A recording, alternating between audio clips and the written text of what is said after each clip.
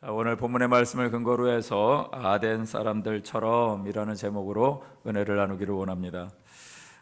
지난주에 설교 제목 혹시 기억나십니까? 예, 베레아 사람들처럼. 할렐루야, 감사합니다. 저를 격려해 주시고 용기를 주시는 것 같습니다. 자, 지난주에 베레아 사람들처럼 이라는 말씀의 제목을 가지고 나왔는데, 자, 그 말씀의 제목이 의도하는 바가 무엇이겠습니까? 베레아 사람들처럼 살자 안 살자? 살자라는 것이겠죠. 자, 베레아 사람들이 어떻게 살았는가요? 너그러운 마음을 가지고 간절한 심령으로 하나님의 말씀을 받았죠. 그리고 이것이 그런가 하여 날마다 상고했다라고 말하고 있습니다. 자, 한 주간 여러분들 말씀을 의지해서 그렇게 말씀을 가까이 하시는 삶을 사셨을까요? 할렐루야. 예, 못 먹어도 앞으로 가야죠. 예, 할렐루야. 네. 어쩌든 간에 말씀이 선포됐다면 그 말씀대로 내 안에 각인되었다는 사실을 믿고 안 되어지는 자리에서도 믿음으로 나아가시는 우리 모든 분들 되시길 주의 이름으로 축원드립니다. 자, 근데 오늘 제목이 뭐죠? 예, 아덴 사람들처럼. 아까 2부 예배 때 그랬더니 어떤 분이 글쎄 제가 잘못 들었나, 귀가 뭐 이렇게 가는 귀가 생겼는지 에덴 사람들처럼.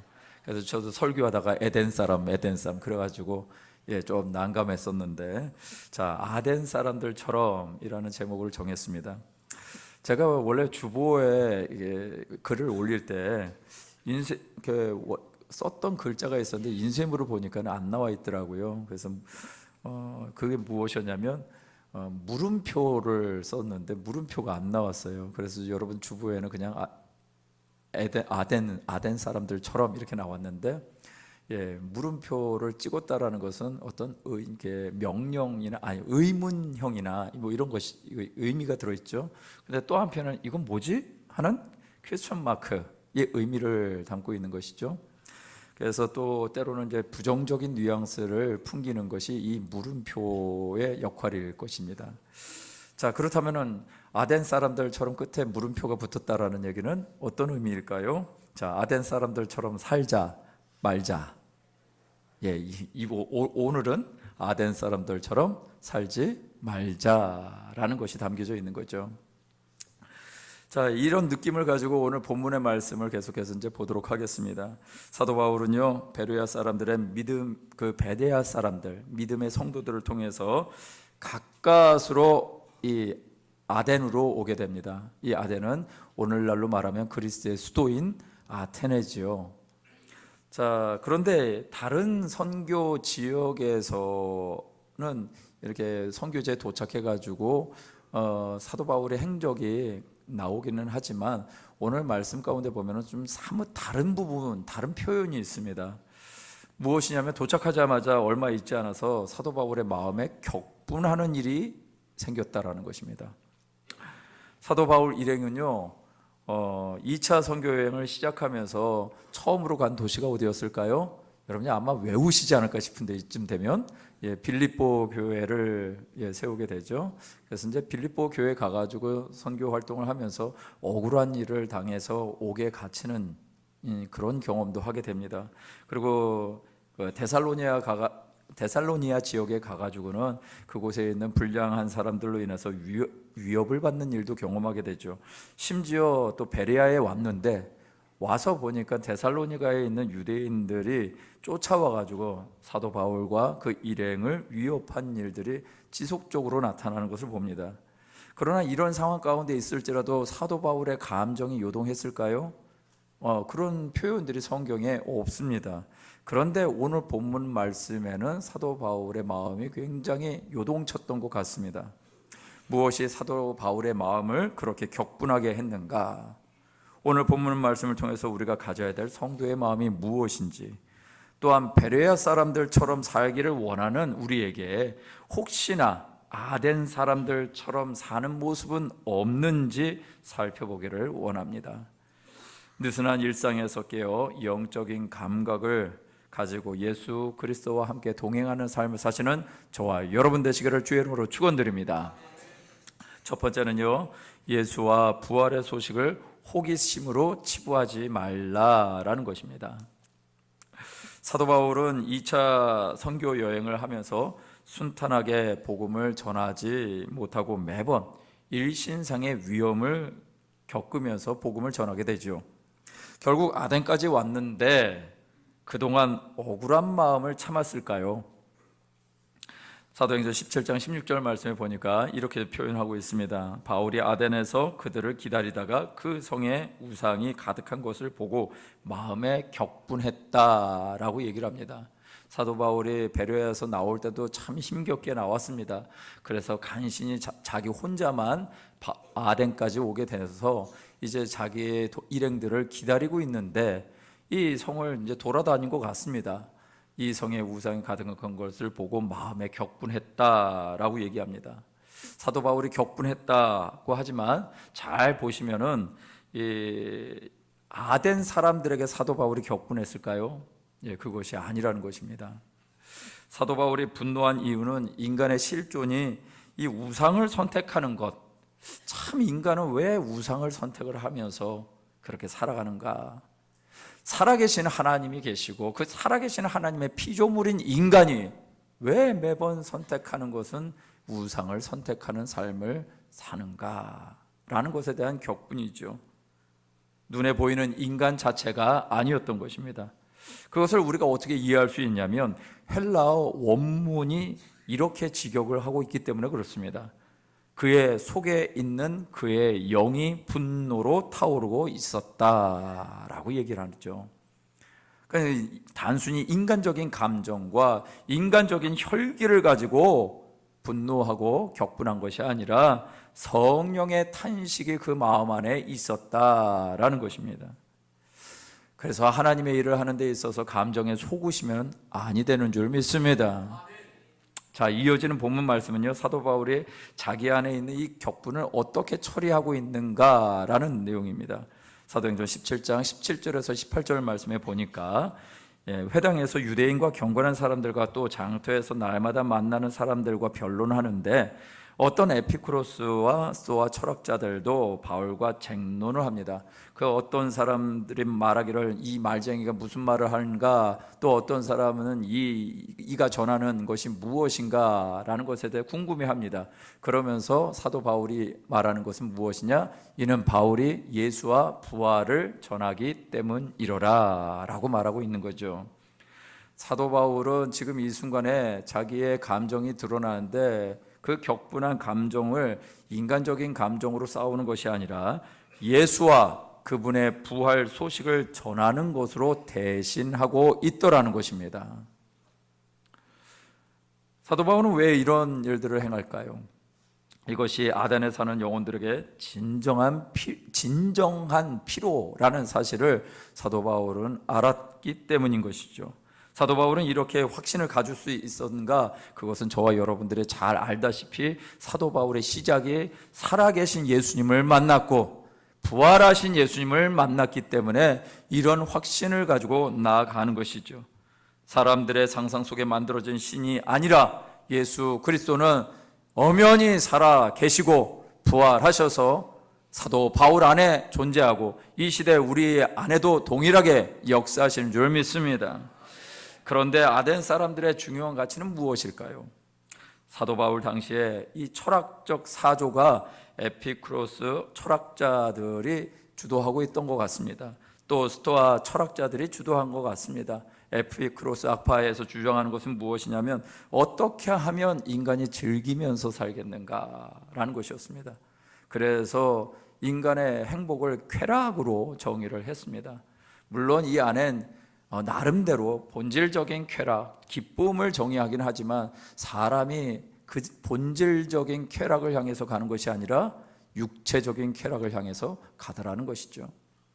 또 스토아 철학자들의 주장은 이런 것입니다. 어떻게 하면 나의 이성적인 탁월함을 자랑하고 내가 추구하는 이 이상 세계를 추구할 것이냐라는 것에 목매어 있었던 것입니다.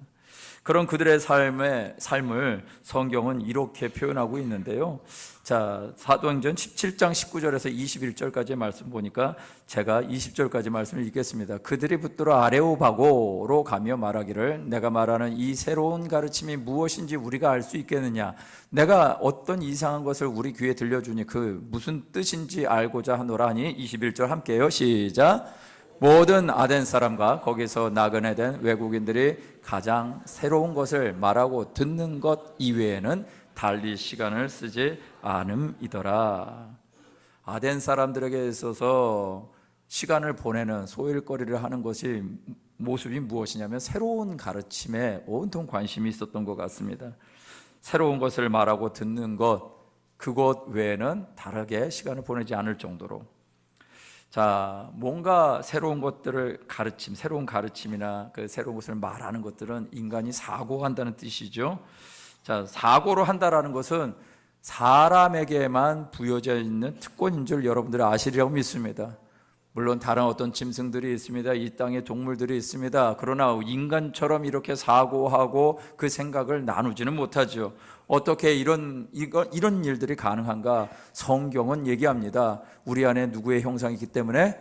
하나님의 형상이 있기 때문에 이런 사고가 가능한 것이지요. 하나님이 우리를 그렇게 만들어 놓으셨습니다. 그런데 만드신 창조주 하나님이 우리 안에 없이 우리가 갖고 있는 사고를 가지고 뭔가 결론을 내린다면 그 안에 진짜 그 사고하는 기쁨과 행복이 있을까요? 철학적인 사고를 한다 하더라도요, 뿌리 없는 사고를 한다면 정처 없이 사고의 바다를 헤매고 말 것입니다. 목적도 없고 방향도 없이 살아가게 되는 것 아니냐라는 것입니다. 사도 바울의 아덴 사람들을, 이 사도 바울이요, 아덴 사람들을 나중에 회고하는 내용이 디모데전서에 나옵니다.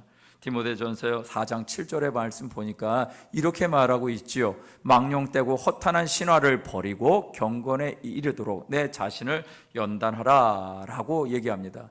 이 말씀은 제자 디모데에게 권면하는 말이죠. 네가 살아가는 방식은 이거야. 망령되고 허탄한 신화를 버려 경건에 이르도록 내 자신을 연단하라 라고 가르칩니다.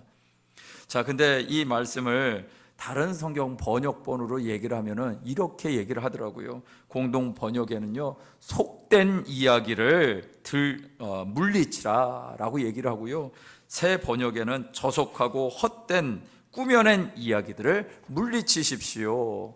현대인의 성경에는 하나님을 모독하는 무가치한 신화를 버리라 라고 말씀하고 있습니다. 아덴 사람들이 이성과 지성을 추구하면서도요, 구원의 길을 찾을 수 없는 허탄한 신화 속에 사는 것이 그들의 모습이었다라고 회상하고 있는 것이죠. 지금 아덴 사람들은요, 예수 복음과 부활에 대한 사도 바울의 설명을 어떤 식으로 받아들이고 있는가? 호기심만 가지고 그런가 보네, 어디 한번 보여봐라 라는 식으로 받고 있는 것입니다. 그러니 역사가 일어날까요? 역사가 일어나지 않는 거죠. 이것이 신앙생활이 종교 행위가 되어버린 인간의 모습이더라는 것입니다. 오늘날도 이런 모습이 동일하게 벌어지고 있는 것은 아닌가요? 신은 없다, 다만 만들어진 신일 뿐이다 라고 주장하는 이성과 지성을 강조하는 세상에 우리가 살고 있습니다. 이런 가르침이 한국의 지성이라고 할 수 있는 대학가에서 교재로 채택이 되어서 사용되어지고 있는 것이 우리의 실상이라는 것이죠. 우리가 살고 있는 세상은 정말 첨단을 걸어가고 있습니다. 그리고 여러분들은 인공지능 기계를 다 갖고 계십니다. 어디에요? 스마트폰에요. 여러분들이 있음도 모르셨습니까? 예. 있는데 사용을 못 하시는 거죠. 사용을 잘하는 사람들은 그 사용하는 정도의 빈도에 따라서 또 레벨이 올라가더라고요.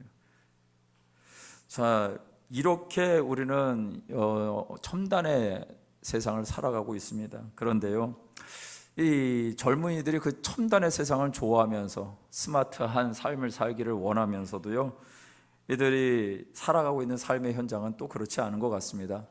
젊은이들이 많이 가는 곳이 대학로고 또 홍대라든가 신촌이라든가 이런 지역에 가보면요, 물론 당연히 먹거리나 이불거리 중심의 그 가게 매장들이 많이 있겠죠.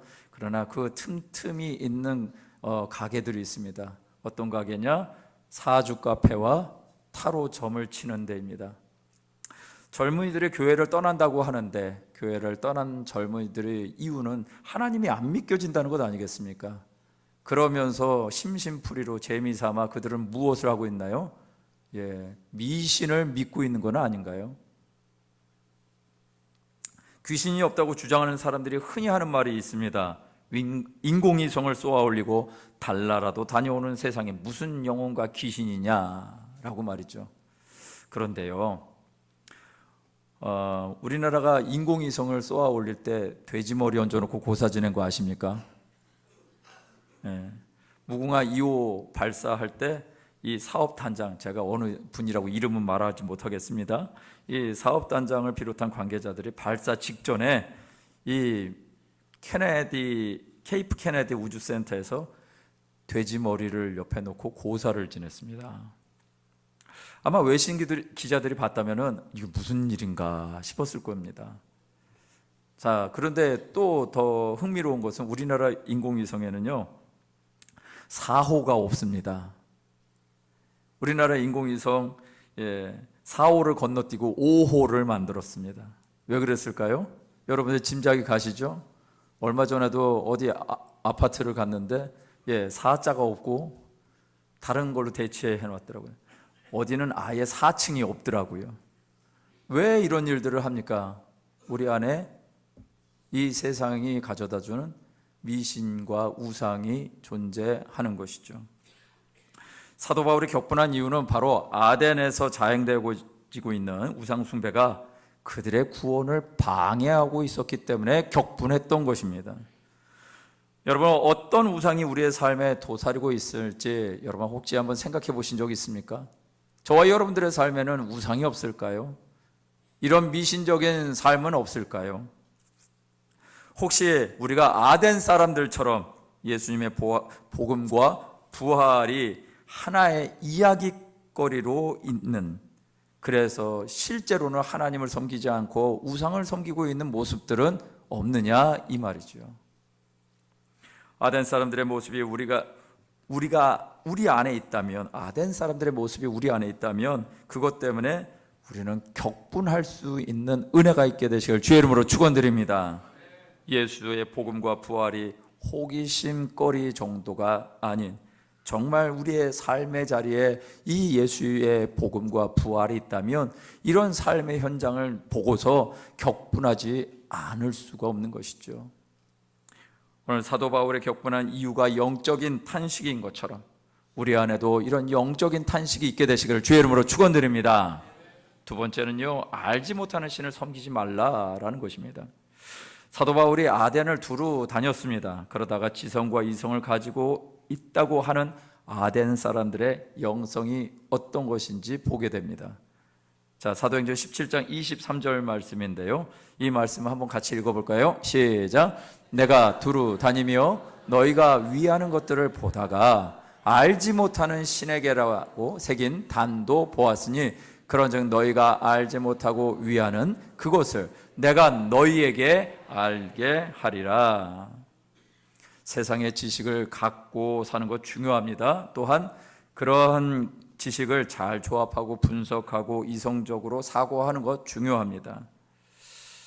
자, 그런 철학적인 사고의 대가가 그리스 땅, 이 아덴 지역에는 많이 있었죠. 기원전 예수님 오시기 전에 470년경에 이 땅에서는 한 인물이 태어납니다. 철학과 이성의 대가이고 또 우리 4대 성인 중에 한 사람으로 추앙받고 있는 소크라테스가 이때 태어나게 되죠. 그리고 그의 제자가 플라톤이고요. 그의 플라톤의 또 제자가 아리스토텔레스입니다. 이런 여러분들의 얼굴이 굉장히 어려워하는 얼굴이십니다. 이런 철학적인 어떤 위대한 인물들이 나왔던 곳이 어디냐? 바로 아덴이었던 것이죠. 자, 이렇게 이곳에서 또 계속되어지는 그 철학자들의 제자들이 양성이 되었었고요. 에피쿠로스나 제논의 사상과도 같은 다양한 철학적 사고를 가진 사람들이 자기의 지성을 자랑했던 곳이기도 합니다. 그런 그들 안에 이런 신이 있는 것이죠. 알지 못하는 신, 알지 못하는 신까지 섬기는 제단이 있었습니다. 왜 이런 제단이 필요했는가? 전설에 의하면요, 이곳에 무시무시한 이 아테네에 무시무시한 그 열병이 돌았습니다. 그래서 수많은 사람들이 죽어 나갔습니다. 여러분, 과거에 그 중세 유럽에 패스트가 퍼졌을 때 유럽의 인구의 3분의 1에서 3분의 2까지 죽었다라는 얘기가 통계가 있습니다. 근데 여기도 보니까 그런 일들이 벌어진 것입니다.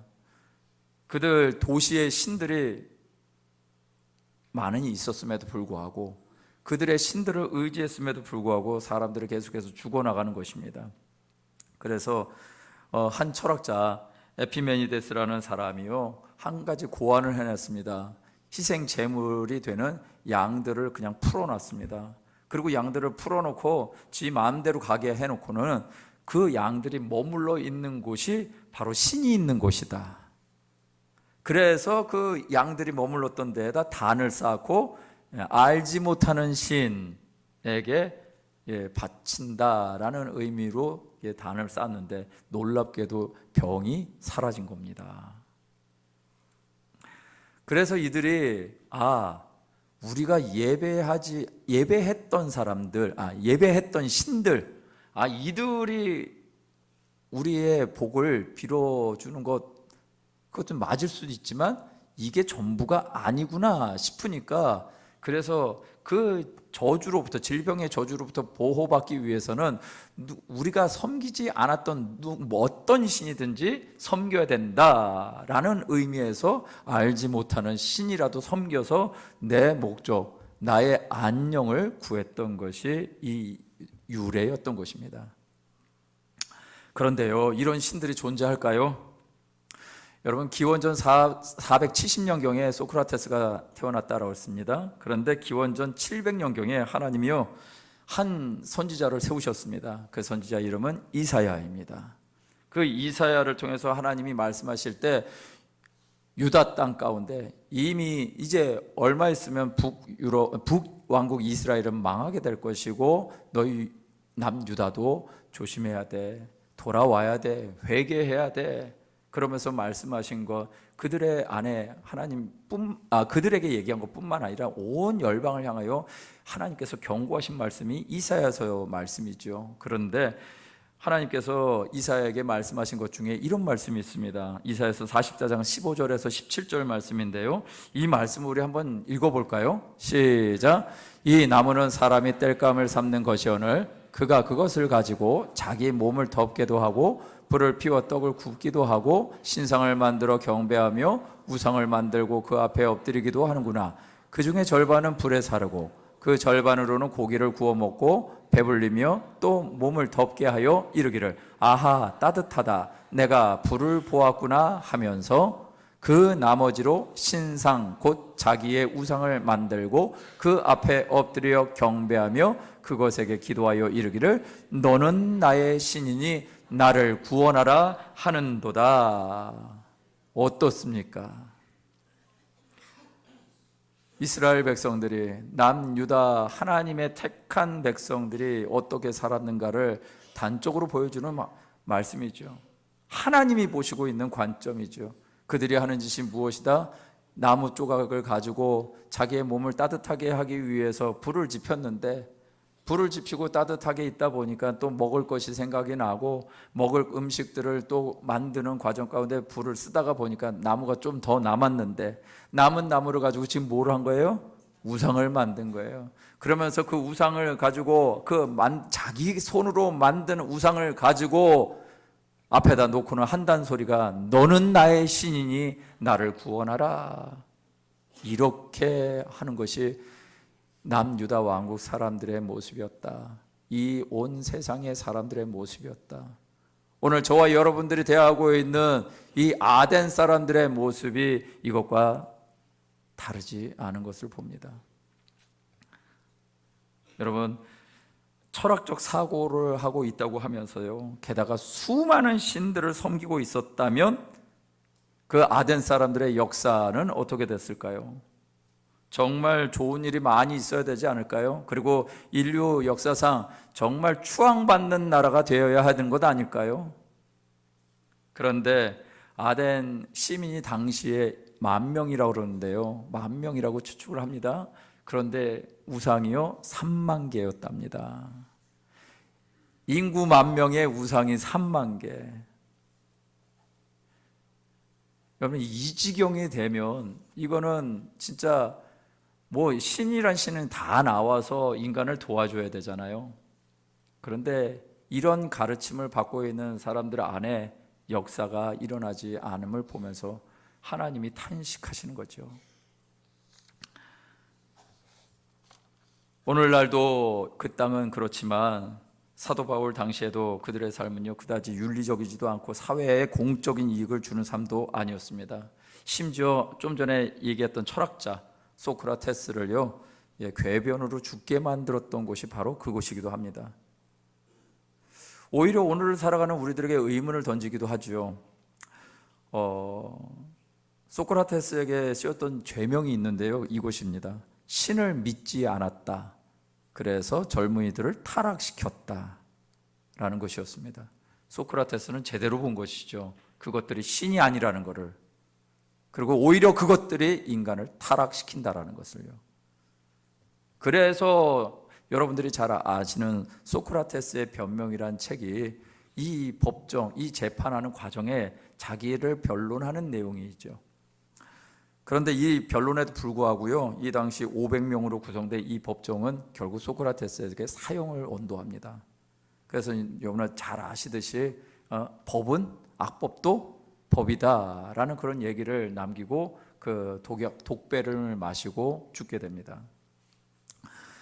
이러한 판결은요, 아테네의 민주주의 정치에 우민 통치라는 오점을 남기게 됩니다. 왜 그렇게 생각을 하냐면은 오늘날 그 누구도 소크라테스의 죽음을 소크라테스의 탓으로 돌리는 사람이 없기 때문입니다.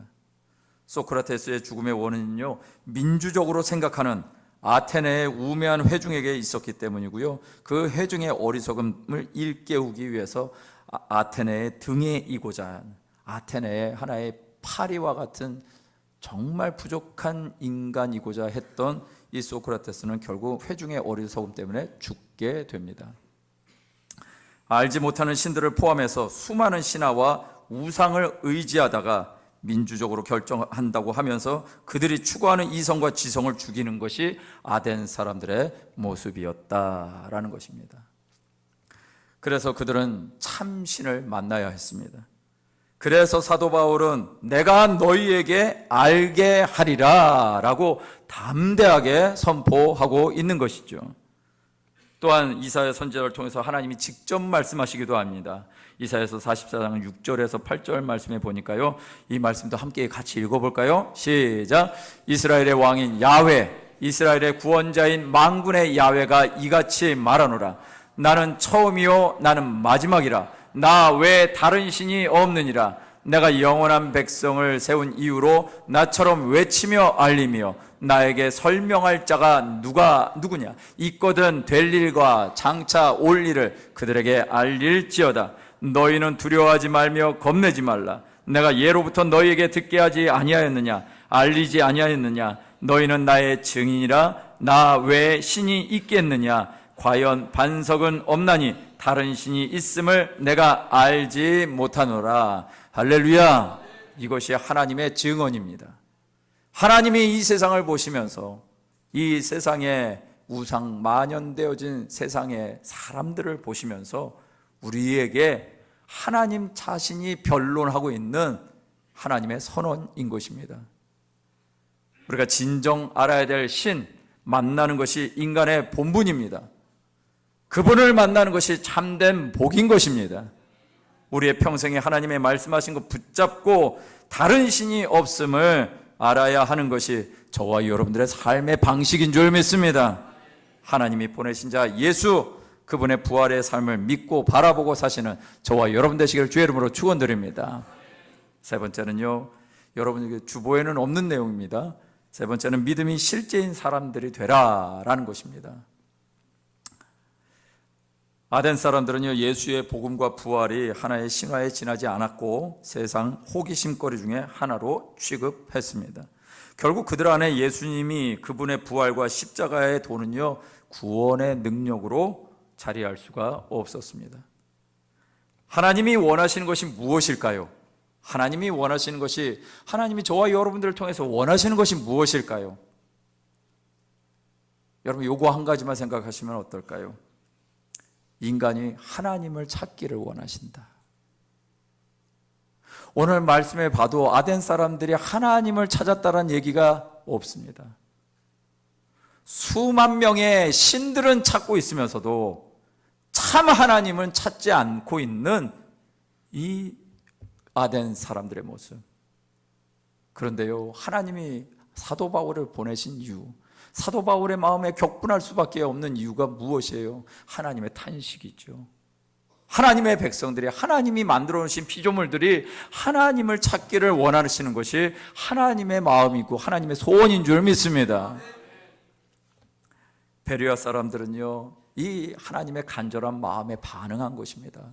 그래서 간절한 마음으로 하나님의 말씀을 받고 성경을 그런가 하여 날마다 묵상했던 것이죠. 베레아 사람들이 그렇게 한 이유, 그것입니다. 진짜 인간의 존재의 이유가 무엇인가를 발견한 것이죠. 여러분, 하나님 없이 인간 존재를 설명하고 뭔가를 풀이하려면 해답이 없습니다. 하나님 없이 철학적인 사고로 한다고 해서 인간의 존재가 결론나지 않습니다. 하나님은 그래서 하나님을 간절히 찾는 자들을 하나님도 찾고 계시는 줄 믿습니다. 범사에 종교성이 많았다라고 성경이 아덴 사람들을 말하고 있습니다. 그러나 그 종교심으로도 진리를 찾을 수가 없는 것이죠. 아까도 말씀드린 것처럼 1만 명의 인구가 있는데 3만 개의 신을 모신다 하더라도 그들의 신들로부터 진정한 구원을 받을 수가 없는 것이죠. 오히려 수많은 신들의 해코지 때문에 실체도 없으면서 실체인 양 조각해 만든 그 신을 달래야 하는 짐진 존재가 바로 아덴 사람이었다는 것입니다. 우리에게는 아덴 사람들과 같은 모습은 없습니까? 사도 바울이 사도행전 17장 30절에서 31절에 말하고 있습니다. 알지 못하던 시대에는 하나님이 간과하셨거니와 이제는 어디든지 사람에게 다 명하사 회개하라 하셨으니 이는 정하신 사람으로 하여금 천하를 공의로 심판할 날을 작정하시고 이에 그를 죽은 자 가운데서 다시 살리신 것으로 모든 사람에게 믿을 만한 증거를 주셨음이니라 하니라. 할렐루야. 여러분, 하나님 알지 못하던 시대에는 하나님이 간과하셨답니다. 그런데 이제 예수 그리스도께서 이 땅에 오셔서 당신의 사명을 다 감당하시고 온 인류를 위해서 구원의 길이 되어 주셨고 심지어 부활로 그것을 증명해 내셨습니다. 그렇다면 우리가 믿고 있는 하나님, 우리가 믿고 있는 예수님, 성령님이 우리 안에 실제가 되어야 할 줄 믿습니다. 아덴 사람들 가운데 적은 사람들이 예수님을 믿었습니다. 성경 말씀에 보니까 사도행전 17장 34절에 이런 말씀이 있습니다. 이 말씀을 한번 읽어볼까요? 시작. 몇 사람이 그를 가까이하여 믿으니 그 중에는 아레오바고 관리 디오누시오와 다말이라 하는 여자와 또 다른 사람들도 있었더라. 오늘 이 말씀에 보니까요, 사도 바울이 복음을 증거한 곳에 무엇이 세워져요? 교회들이 세워졌습니다. 그런데 성경 말씀을 보니까 또 역사적으로 보니까 아덴 지역엔 교회가 세워졌다는 얘기가 없습니다. 그 대신 저 아레오바고 관리 디오누시오와 다말이라고 하는 여자와 몇 사람들이 예수를 믿었다라고 얘기를 하고 있습니다. 이 아레오바고라는 것은요, 원래 그 아레이오스 파고스라는 헬라어에서 이것을 이제 뭐 성경을 번역하는 과정에서 이렇게 된 것 같습니다. 근데 이건 무슨 뜻이냐 봤더니 아레스 신의 바위다. 이게 이곳에서 하는 일이 무엇인가? 아테네의 정치 기구였다는 것입니다. 그리고 로마의 원로들이 함께 모여서 회의하는 곳이었고요. 이 안에서는 재판의 법정 기능을 가지고 있었습니다. 그런데 이곳의 관리인이 한 사람, 디오누시오라는 사람이 예수와 그의 부활을 믿었다라고 성경이 얘기하고 있습니다. 여러분, 이건 마치 이거는 국회의사당 같은 곳 아니겠습니까? 국회의사당의 관리인이라면 이 사람은 공무원입니다. 그런데 신들을 믿지 않는다는 이유로 소크라테스를 죽였다면 공무원인 사람이 예수를 믿는다? 이것이 쉬운 일일까요? 이 당시에 쉬운 일이 아니었을 것입니다. 정말 쉬운 일이 아니었을 것입니다. 그러나 디오누시오와 몇 사람이 예수님을 믿게 됩니다. 왜 그럴까? 그것은 한 가지죠. 예수 그분이 진짜다. 다른 우상이 진짜가 아니라, 다른 우상은 너희들이 만든 신일 뿐이지만 예수 그리스도는 진짜고 예수의 부활은 진짜다. 그것을 믿는 자의 결단인 것이죠. 오늘 이런 믿음을 가지고 살아가는 저와 여러분 되시면 어떨까요? 이 세상이 계속해서 다양한 것으로 저와 여러분들을 속일 것입니다. 여러분 막장 드라마 보지 마시길 주님의 이름으로 부탁드립니다. 할렐루야. 여긴 굉장히 은혜가 넘치네요. 막장 드라마가 이렇게 은혜가 있는 줄 몰랐습니다. 여러분, 그것이 말하고자 하는 것이 무엇입니까? 이 세상이 그렇게 살아가는 것이다. 그러니까 너도 그렇게 살아라 라고 얘기하는 것 아닌가요? 여러분, 드라마 속에 숨어있는 수많은 우상들이 있습니다. 영화 속에 있는 수많은 우상들이 있습니다. 제가 그런 것들을 여러분들 가능하면 가까이 하지 마시길 바랍니다. 그러나 어쩌다 가까이 하신다면 분별하시기를 바랍니다. 그냥 분별 없이 여러분의 문화와 여러분의 환경을 그냥 즐기지 마시고 분별하셔서 하나님의 것을 알고 사셔서 정말 하나님이 우리에게 주신 그 놀라운 복음, 예수와 그 부활이 저와 여러분들의 삶 가운데 믿어지게 되시길 주의 이름으로 축원드립니다. 말씀을 정리하겠습니다. 제가 보통 설교를 준비를 하면 주일날 거의 이제 쪽잠을 자다시피 이제 하다가 나옵니다. 그래서 5시 반 정도 되면은 이제 주섬주섬 이제 단장하고 나오게 되죠. 근데 오늘은 뭐 말씀을 계속해서 보다 보니까는 6시 5분이 됐습니다. 저희 교육자들은 6시 20분까지 출근이거든요. 그래서 막 불이 나게 이제 머리를 감고 수건으로 이제 말리려고 하는데 갑자기 제 마음 가운데 마음의 소리가 들리는데 깜짝 놀랐습니다. 너 지금 행복하니? 그러는 거예요. 너 지금 행복하니? 근데 제가 갑자기 그 마음의 소리가 강하게 들려서 대답을 해야 되는데 대답이 안 나고 갑자기 눈시울이 그냥 뜨거워졌습니다. 머리 감다가 제가 은혜 받긴 처음입니다. 그게 막 그냥 눈시울이 뜨거워지고 정신을 차리고 빨리 저 나가야 됩니다. 그랬는데 어저께 사실은 어느 우리 성도님 한 분이 앞마당에 제가 잠깐 이제 뭔가 일이 있어서 있다가 보니까 우리 성도님 한 분이 오셨어요. 그러면서 저에게 그러시는 거예요. 목사님으로 살아가니까 정말 힘들어 보입니다. 그러는 거예요. 참 힘드시겠어요. 뭐 그래요. 그래서 그런가요? 근데 저를 이제 생각을 해줘서 이제 그렇게 말씀하신 거예요. 새 가족분이신데 새 가족분이 그렇게 말씀해 주셔서 한편으로는 위로가 되기도 하고 또 한편으로는 저 자신들 되게 돌아보는 그런 시간이었는데 뭐 지난 세월을 고사하고요. 한 주간을 제가 돌아보니까 제가 한 주간 의자에서 쪽잠을 잔 게 5일이나 되더라고요. 새벽 5시 반에 우리 성도님들과 함께 제자 훈련을 화요일 날도 하고, 수요일 날은 수요 예배 있고, 목요일 날도 제자반이 새벽에 5시에 있고, 또 뭐 금요일 날은 또 주일 설교 본문이 이 주보에 있는 게 나와야 되고요. 또 금요일 날 저녁에는 철야 예배 또 인도해야 되고, 뭐 그러다 보니까 이것이 계속해서 쌓여서 그렇게 살았어요. 인간적으로 보면 옛날 같으면 왜 이렇게 살아야 돼요? 나도 좀 쉬면서 살자고요. 뭐 이렇게 말할 수 있었을 것 같은데 오늘은 그게 아니더라고요.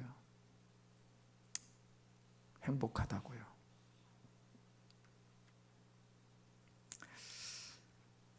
제가 전 같으면 불평했을 것입니다.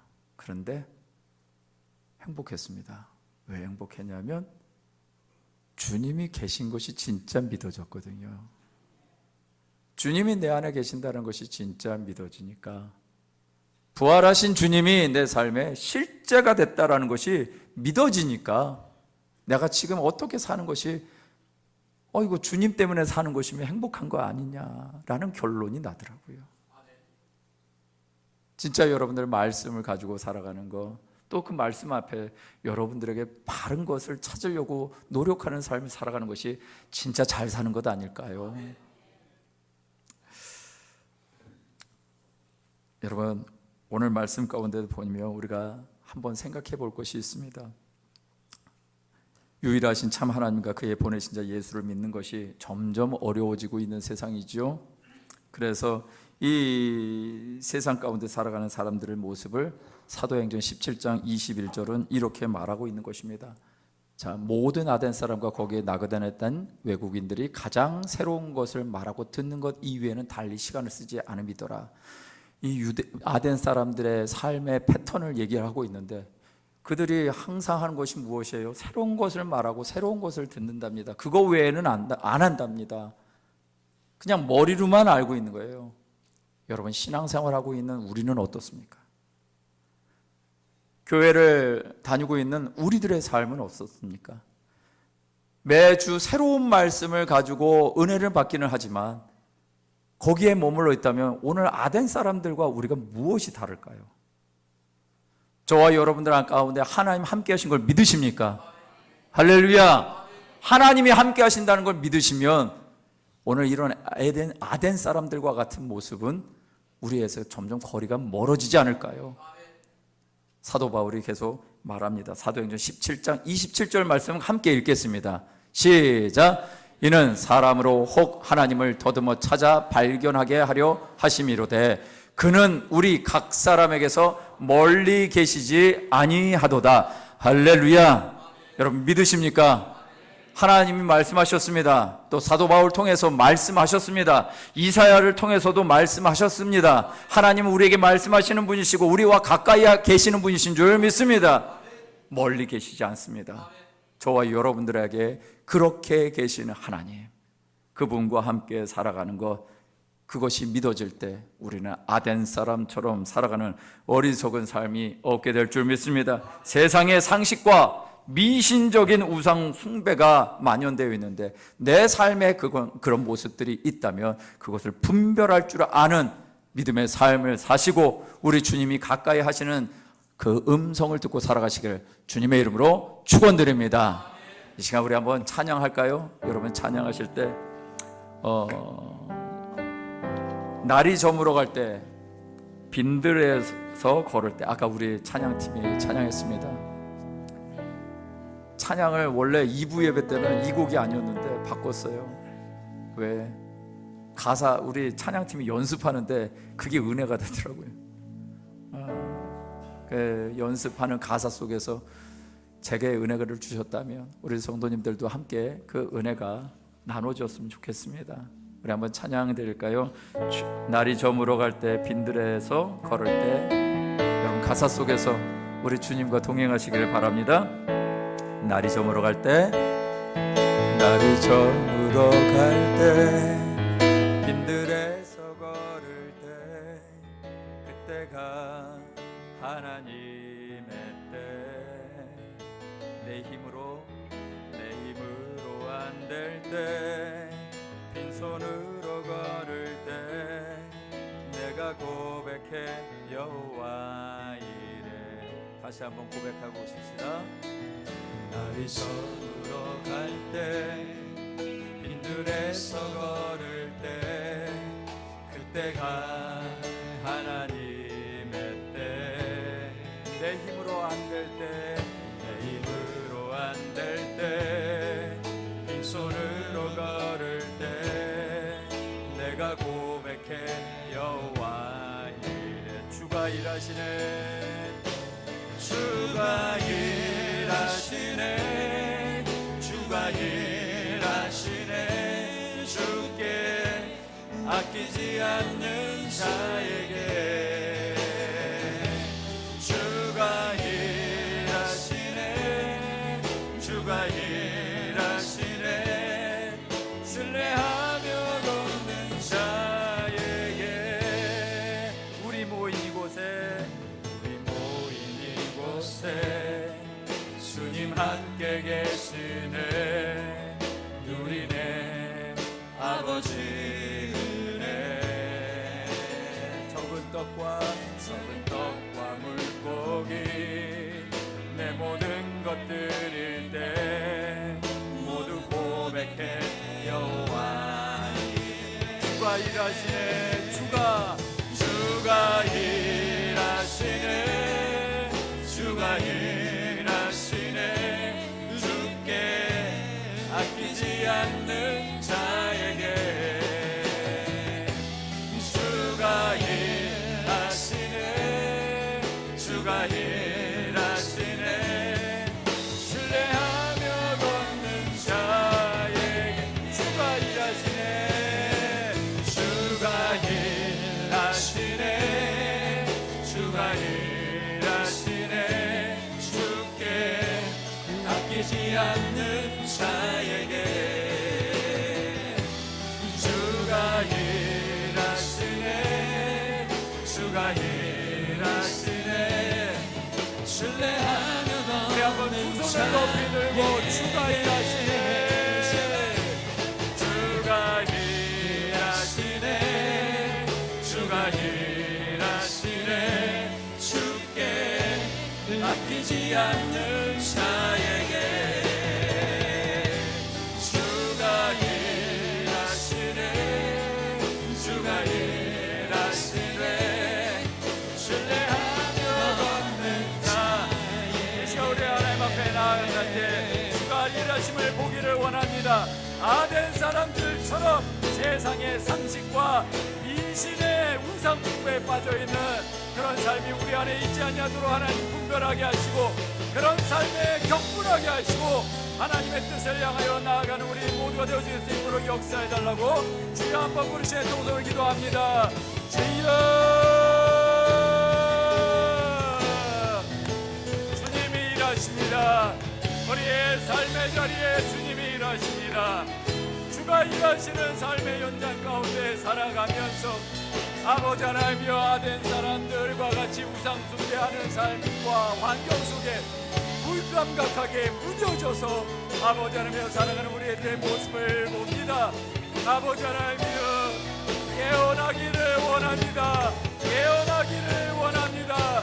세상에 가르치는 우리의 마음을 빼앗기지 말게 하여 주시고, 세상의 미신에 우리의 영혼을 얽매어는 얽매여 살아가는 인생 되지 않도록 아버지 하나님여 역사하여 주시길 간절히 원합니다. 주님, 우리의 성도인들의 삶에 아버지 하나님의 뜻이 이루어지지 못하고 하나님의 축복이 막혀져 있는 이유는 한 가지입니다. 여전히 우리의 삶에 아덴 사람의 모습이 있기 때문입니다. 아버지 하나님이여 역사하여 주셔서 아버지 하나님이여 이 땅에 거짓신에 사로잡혀서 우리의 삶과 우리의 시간과 우리의 가진 것을 낭비하지 말게 하여 주시옵시고, 거제 하나님의 뜻대로 살아가는 우리 모두가 되어지길 원합니다. 아버지 하나님, 우리가 갖고 있는 것, 우리가 생각하고 있는 것, 이 모든 것의 뿌리는 하나님이 되셔야만 합니다. 아버지 하나님이여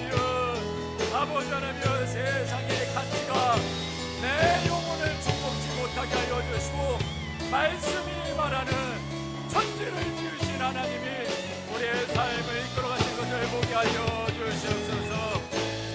우리 찬양합니다. 주가 일하시네, 주가 일하시네, 주께 아끼지 않는 자에게 주가 일하시네, 주가 일하시네, 신뢰하며 걷는 자. 우리 마지막으로 믿음의 고백을 담고합니다. 주가 일하시네, 주가 일하시네, 주께 아끼지 않는 자에게 주가 일하시네, 주가 일하시네, 신뢰하며 걷는 자에게